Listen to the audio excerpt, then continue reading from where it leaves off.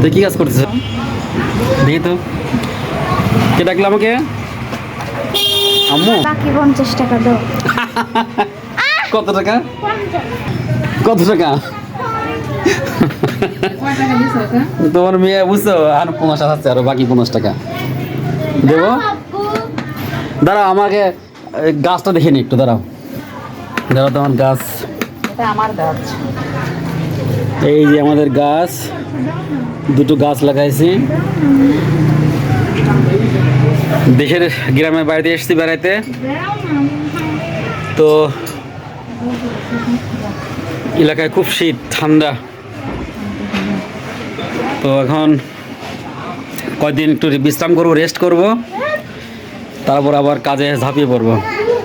এই যে আমার মেয়ে আমার কাছে ভালো লাগে না। আসুন আমি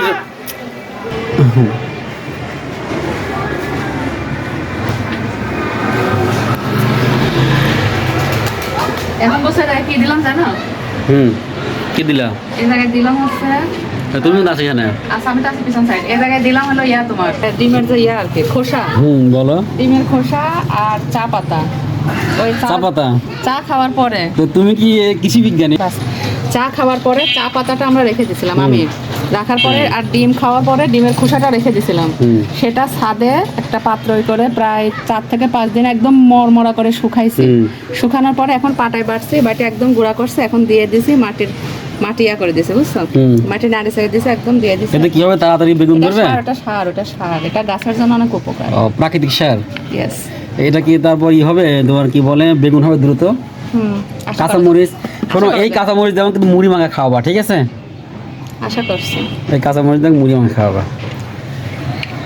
আর তোমার কেমন লাগছে আমাদের দেশের বাড়িতে? আলহামদুলিল্লাহ ভালো লাগছে, বাড়িতে তো ভালোই লাগে। গ্রামের বাড়িতে কেমন লাগতেছে? বাড়িতে তো ভালোই লাগে। তাছাড়া আমরা গ্রামে থাকি, শহরে না যাই। ইনশাআল্লাহ দেখা যাক খুব দ্রুত। আমার কাছে গ্রামে ভালো লাগে, শহর ভালো লাগে না। আসো, মনটা খুব ভালো আছে, তো এই জন্য ভিডিও করছি। এলাকায় বেড়াতে আসছি, দিনগুলো ভালোই কাটছে আলহামদুলিল্লাহ, আল্লাহ লাখ শুক্রিয়া। বাবা রে, টুল ভেঙে গেছে, আমি কি করবো?